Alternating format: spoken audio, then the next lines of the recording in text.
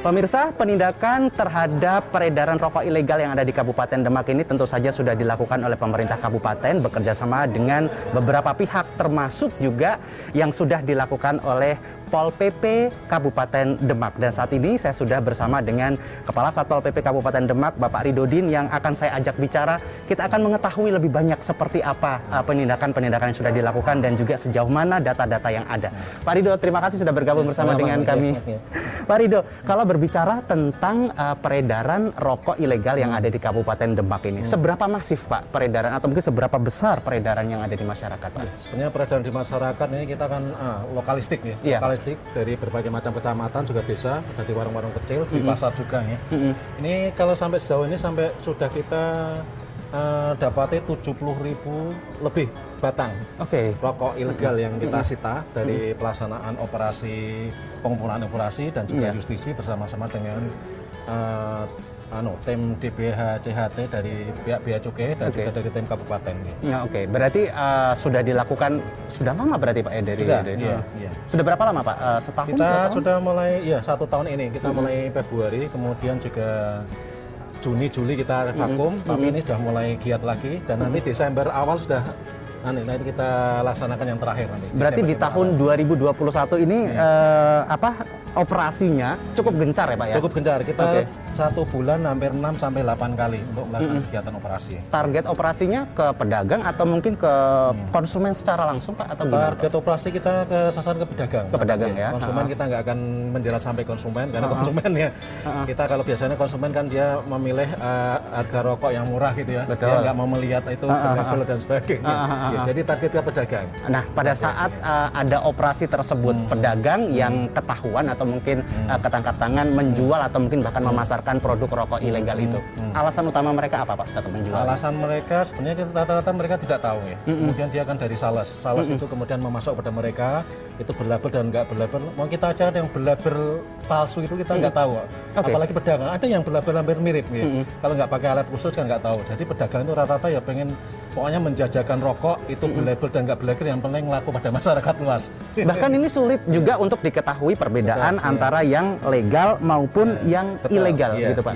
Tapi kalau secara ciri fisik, ciri secara khusus, secara kasat mata gampang dilihat oleh masyarakat, apa itu Pak? Gampang, sebenarnya kita kan dari kemasannya itu kan hampir mirip, bentuknya mirip. Jadi kalau kita melihat ya kita ini palsu dan nggak bisa kelihatan. Termasuk juga faktor karena masalah harga itu tadi. Harga. Gitu kan? Kebanyakan masyarakat, apalagi ini kan kalau desa-desa kan petani-petani kecil yang di sawah dan sebagainya, dia mengonsumsi rokok. Yang penting saya bisa merokok tapi dengan harga yang murah. Yang penting ngebul, begitu kan? Betul, iya. Jadi nggak melihat kemudian dia tuh rokoknya rokok bermerek atau apapun, yang penting saya bisa merokok. Nah itu rokok-rokok ilegal itu tersebut sendiri rata-rata produsennya dari daerah mana Pak? Rokoknya kalau dari lokalistik hampir tidak ada. Kita itu dari palsuan dari luar daerah. Dari luar daerah dari sales-sales itu. Sales baik saya sekupnya bermobil atau mungkin bermotor lewat perorangan sebagainya langsung ke warung-warung kecil sasarannya, atau mungkin sasarannya pada toko-toko besar ada juga nih. Yang kemarin sempat kita menemui lewat malah ini mekanisme ada yang lewat paketan juga ada. Berarti lewat paket logistik itu mereka juga bisa mendistribusikannya. Betul. Dengan dengan kemasan yang begitu rapi dan sebagainya. Tapi kita bisa mengendus ya dengan Bea Cukai Semarang ya. Kita bisa mengendus operasi seperti itu. Penindakan selain pemberitahuan atau mungkin ada tindakan lain Pak kepada pedagang untuk produk rokok ilegal ini sendiri? Kalau dari Satpol PP sebenarnya kami hanya pembinaan. Kalau tindakan secara hukum, secara normatif ya, aturan yang ada itu dari pihak Bea Cukai. Termasuk sanksi pidananya dan sebagainya itu dari Bea Cukai. Kita hanya pengumpulan informasi. Kalau itu ada diketahui ada tindak pidana, kita laporkan. Nanti penindakan ada di Bea Cukai Semarang. Rata-rata dalam 1 bulan biasanya berapa kali operasi begitu Pak? Kita rata-rata 8 kali. Sekarang ini 8 kali kita. 8 kali 1 bulan operasi. Dan ini memang diharapkan sampai dengan nanti akhir tahun 2021. Nanti Desember kita terakhir ya. Dari pertama sampai dengan terakhir mungkin saat ini kita berbicara ini Pak, penindakan tersebut apakah jumlahnya para pengedar atau mungkin para penjual rokok ilegal ini semakin berkurang atau mungkin bahkan semakin membludak Pak? Enggak, kalau saya melihat itu kok nggak ada pengurangan. Kalau saya operasi itu mesti ada terus ya. Kita ada terus, bahkan nilai jumlahnya itu juga hampir semakin berimbang, kadang naik kadang turun ya. Tapi ada terus, nggak ada kemudian dari misalnya Februari kemudian Maret signifikan atau turun enggak. Kita malah gitu ya. Karena mungkin faktor bandelnya para pengecer itu, atau mungkin karena memang faktor ketidakmampuan masyarakat untuk membeli rokok ilegal. Ya, pertama ya dari dua-duanya saya. Tapi yang paling utama dari yang bandelnya yang kemudian dia nggak menyadari kalau itu salah dari penjualnya, termasuk juga dari pihak itu salesnya. Namun juga dari pihak konsumen mungkin dia pengen cari jalan yang paling mudah lah, kita ngerokok yang murah. Betul, mengeluarkan angka sekecil mungkin untuk bisa mendapatkan.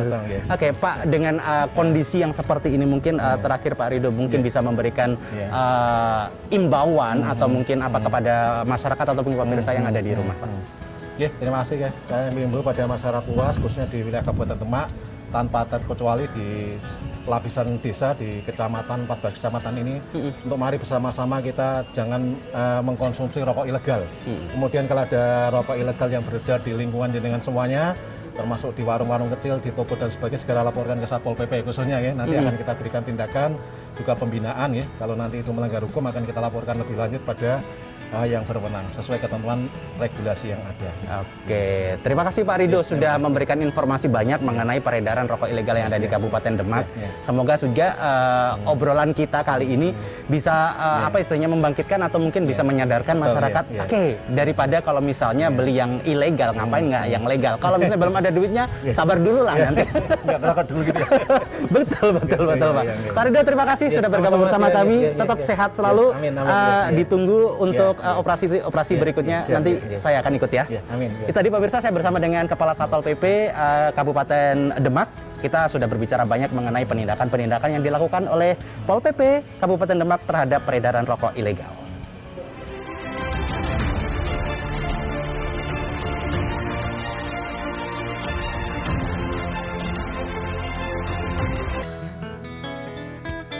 Peredaran rokok yang ada di Kabupaten Demak memang cukup mengkhawatirkan, khususnya rokok ilegal, pemirsa. Maka dari itu, pemerintah Kabupaten Demak telah melakukan tindakan kepada beberapa pengedar atau mungkin pengecer rokok ilegal tersebut untuk kemudian diberikan arahan atau bimbingan.